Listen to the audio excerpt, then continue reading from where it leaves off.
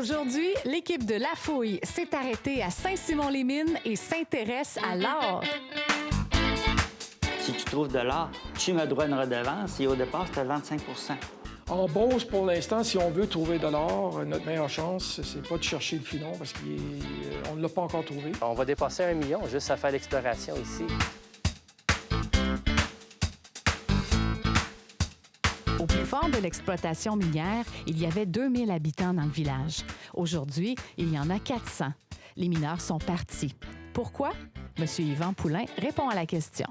Selon l'histoire, mais je pense que c'est vrai aussi parce que c'est documenté, c'est en 1834 où il y a une jeune fille qui s'appelait Clotilde Gilbert qui, un dimanche matin, en voulant aller chercher le cheval pour aller à la messe pour ses parents, parce que c'était à Notre-Dame-des-Pins. Dans le temps-là, ça s'appelait la Touffe de Pins.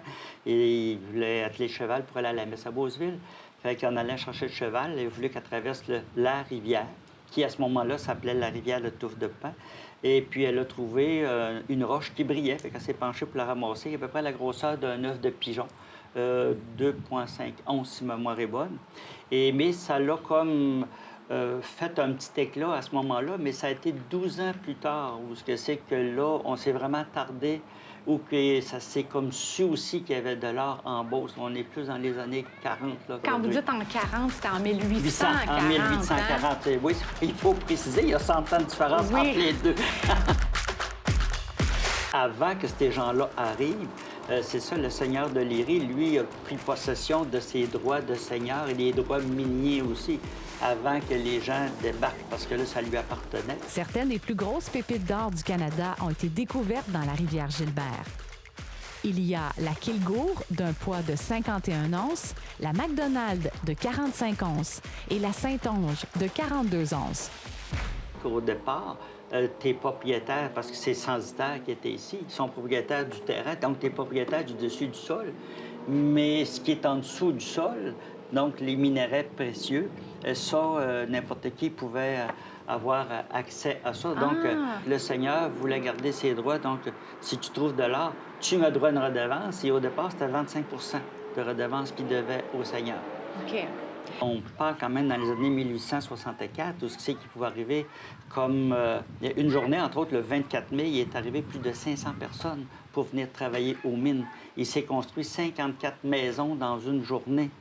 Donc, c'était plus un petit village. Donc, ça s'appelait Gilbertville, parce que là, la rivière de la Touffe de Pins est devenue la rivière Gilbert à cause de Clotilde Gilbert. Et par la suite, le village a agrandi pour devenir, il y avait Gilbertville-Est et il y avait Gilbertville-Ouest aussi, avec son hôtel Pottevin, son bureau de poste. Donc, il y avait comme beaucoup de monde. Les personnes qui ont fait le plus d'argent dans le temps du Klondike de la Beauce, ça n'a pas été les chercheurs d'or ou les compagnies, mais ça a été l'aubergiste et le magasinier qui, lui, vendait des pics et des pelles. Mais l'aubergiste, semble-t-il, qui faisait une affaire d'or. Ça a été quelque chose d'assez important qu'à un moment, dans des documents où le responsable des ministères avait même fait appel à l'armée, pas la police, même à l'armée, pour venir mettre de l'ordre au niveau des différentes des claims et différentes... Parce qu'il y avait plusieurs compagnies. À un moment donné, il y a 12 ou 13 compagnies qui travaillent sur la rivière en même temps ici. Un claim, c'est un terrain, justement, sur lequel on peut juste piocher et essayer de trouver de l'or. C'est un terrain qui est délimité. OK, où est-ce que c'est que tu peux... Oui, c'est ça que tu peux trouver de l'or. Mais à ce moment-là, les gens qui travaillaient, bien, ils l'avaient comme loué, mais ils devaient une redevance à ce moment-là à son propriétaire.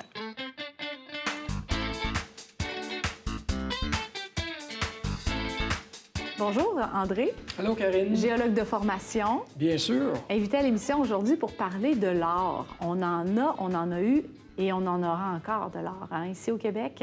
Il y a eu réellement une ruée vers l'or en Beauce à partir du moment où Clotilde Gilbert a trouvé sur sa ferme, dans un lit de rivière, un caillou qui brillait. Finalement, il y en a eu 4 en Amérique du Nord, celle de la Californie, celle de la Colombie-Britannique, du Klondike, bien sûr, que tout le monde connaît, mais aussi, et non le moindre, celle de Beauce, qui était une des premières ruées vers l'or. En Beauce, pour l'instant, si on veut trouver de l'or, notre meilleure chance, c'est pas de chercher le filon, parce qu'on ne l'a pas encore trouvé. Puis pour trouver le filon, ça prend des moyens indirects, comme la géophysique, la géochimie. des sondages qui nous permettent d'aller sonder le terrain en profondeur pour trouver la source. Mais présentement, notre meilleure chance, c'est de prendre la bâtée et avec les sédiments de ruisseau, paner dans le ruisseau et concentrer l'or, éliminer les fines, puis aller chercher l'or qui est plus dense. Puis on va retrouver facilement l'or parce qu'elle a une couleur tellement distinctive. Donc, qu'est-ce qui est arrivé? Les glaciers ont raboté cette source d'or inconnue et le glacier a répandu l'or qu'il y avait dans le quartz, dans les sédiments, dans les sols, qui ont été retravaillés par l'eau et concentrés dans les rivières.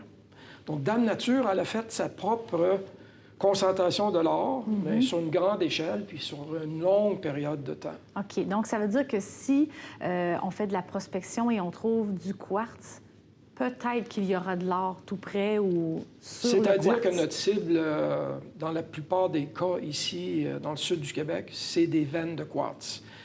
Ça ne veut pas dire qu'ils contiennent tous de l'or, non. Je dirais qu'une sur 1000, peut-être, si on est chanceux, va en contenir. Vous voyez ça à l'œil, le nombre de carats que l'or oui, peut avoir? Oui, l'or pur, comme en joaillerie, quand on parle 18 carats, 14 carats, 20 carats. 24 carats, c'est de l'or pur. Donc, pour une bague 24 carats, c'est pas possible parce que c'est trop mou. Donc, on ajoute d'autres métaux qui diminuent le nombre de carats d'or. Ça veut dire que du 20 carats, ça veut dire que c'est de l'or pur à 80 %. L'autre 20 ça serait du cuivre qu'ils ont ajouté ou un autre métal. Okay. Pour durcir l'or, pour être taillé finalement en bijoux, pour pas que ça soit rayé facilement si c'était du 24 carats.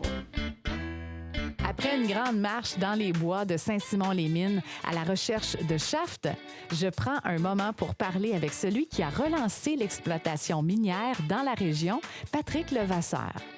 Bonjour, Monsieur Levasseur. On est en plein cœur de la municipalité de Saint-Simon-les-Mines. Mon équipe est bien excitée en ce moment. On est en mode exploration. On s'est promené dans le bois et on s'est arrêté à un endroit bien précis. Vous êtes un passionné, en fait, et vous êtes, entre autres, le président d'une entreprise, Beauceronne, en lien avec l'or. Oui, la société s'appelle Beauce Goldfields, au Chandeur en Beauce. C'est une société d'exploration aurifère. Elle est cotée à la bourse, avec le symbole BGF. Et c'est ça, notre mandat, en effet, c'est on cherche, comme dit votre émission, on le décrit bien, il y a une histoire d'or ici, mais nous autres, on veut savoir d'où vient cet or-là. Alors, on est à la recherche de la source mère du dépôt à Saint-Simon-les-Mines.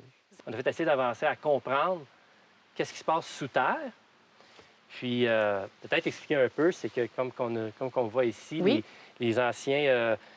c'est ce qu'on appelle ça, en effet, c'est des puits. Puis en dessous de nous autres, ici, il y a tout un réseau de galeries. Il y a à peu près 6 km de galeries sous terre ici. Et l'or, il y a 2 types de dépôts d'or. Tu as un dépôt d'or qui est en roche, qui n'a pas bougé depuis la création de la Terre ou Dame Nature qu'elle a fabriqué là. Et les autres dépôts d'or, c'est quand l'or a été arraché de sa source et par force de nature a été remobilisé pour créer un autre dépôt. Et souvent, c'est un dépôt qui est fait, c'est des grains d'or et pépites d'or. OK, donc c'est un petit peu partout, c'est là. Ça exactement ici. C'est ce qui est arrivé.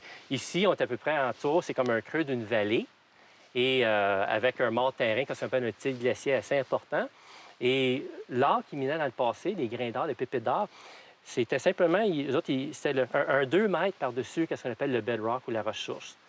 Alors, pour avoir accès, ils creusaient des shafts comme qu'on voit ici, en effet des puits. Après ça, il y avait un réseau de galeries pour gratter ça, pour ramener l'or à surface et faire le lavage pour libérer l'or de son gravier, de son argile. La cavité qu'on a là date d'il y a combien d'années exactement? Bien, ça, probablement, ça date l'âge d'or, qu'on pourrait dire. Ça date de 1870 à 1880. À 1890, d'ailleurs, dans la région, il y a eu une activité, ça n'a jamais été artisanal. C'était vraiment à l'échelle industrielle pour son temps, avec des milliers d'hommes. Et après ça a évolué, rendu à 1880, 1900, jusqu'à 1914. Mais là, c'est tout été électrifié avec alors qu'on pourrait dire, des ascenseurs pour ramener l'or à surface, pour faire son lavage et tout ça. ces grains d'or, ces pépins d'or-là, elle a une source. Et la source n'a jamais été trouvée. Et on est la première société vraiment qu'on s'y attaque à trouver, se résoudre ce mystère-là, d'où vient l'or. OK. Fait que on ne l'a pas encore trouvé, mais on commence à savoir, on a pas mal établi le modèle géologique expliqué d'où vient cet or-là. OK. On a vu que c'est une faille géologique assez importante qui croise la vallée ici. Et une partie de cette faille-là, on a fait des excavations, puis on a trouvé de l'or dans la roche. Alors, quand on compare l'or dans la roche qu'on a trouvé, ces grains d'or-là dans la roche, l'or visible, avec les pépites d'or qu'on a déjà fait du forage, récupéré dans le passé, on voit que les grains d'or de la roche et les pépites d'or, c'est le même or. OK. La même or. L'or, c'est l'or, mais juste veux dire, c'est qu'ils ont la même provenance. Oui. Ils ont la même signature chimique, ils ont la même signature traceur élément. Ils ont aussi le même contenu en argent. Donc ça sent bon, là. C'est très bon. Oui, OK. oui. On a fait de la géophysique de la région. Ça n'a jamais été fait sur 100 ans. OK. La géophysique, c'est quoi? Mais c'est utiliser différentes technologies. Puis c'est une technologie qui est assez avancée maintenant, où tu mets des ondes de radio et des ondes électriques sous terre. Puis ça donne une idée, c'est quoi la roche-source en dessous, qui était, on va dire, franchement, absolument inconnue. Hein? Pour une région qui est aussi importante que ça, c'était vraiment inconnu. C'est quoi le contexte géologique alentour qui entoure tout ce dépôt d'or-là. Oui. Et une fer, pourquoi c'est important? Parce que, comme à Val-d'Or, toutes les mines d'or, ils suivent toute une fer. C'est la fer, par exemple, la fer Cadillac, qui va de Val-d'Or jusqu'à Timmins, Ontario. Et si cette fer-là, elle est aurifère, on pourrait dire non, ça peut être une découverte importante. OK. Bien, parlons justement de la machinerie qu'on avait réussi à amener dans la région. Il y a, juste à côté de la chapelle, 2 gros godets qui font partie d'une série d'une quarantaine. Racontez-moi un peu comment ça fonctionnait. Comment ça fonctionnait mal, finalement? C'était mal adapté? C'était un monstre en soi. C'était énorme, c'était gros. Ça arrivait de l'Ouest canadien, il me semble que c'était du Yukon. Et c'est arrivé ici par train, en pièces détachées. Et je me souviens, petit garçon, de voir passer ce qu'on appelle les lailles. Il y en avait une pour une grosse vanne, un gros camion. Là, il y en avait une. Donc, c'était tout par pièces détachées. Ça allait été monté sur place ici. Sauf que si on parle des godets, ça veut dire que la chaîne pour creuser la gravelle, les godets étaient gros. Et pour sasser, semble-t-il que c'est qu'il fallait comme tamiser la gravelle, les trous étaient trop gros. Donc, il y en avait autant qui étaient de l'or, qui étaient jetés à l'extérieur du bateau, qui aurait pu récupérer, qui pouvaient en récupérer. C'était un des facteurs que ça n'a pas été... peut-être rentable au niveau... La machinerie n'était pas adaptée. Mais je pense que le produit, l'or était là, mais était mal outillé pour aller la chercher. Merci beaucoup, M. Poulain. Bien, ça m'a fait plaisir. L'or a toujours eu une belle valeur sur le marché. À titre d'exemple, l'once d'or a atteint le mardi 4 août 2020 un nouveau record en dépassant pour la première fois la barre symbolique des 2000 $. L'histoire d'or ici fait partie de la patrimoine. Tout le monde sont fiers de ça.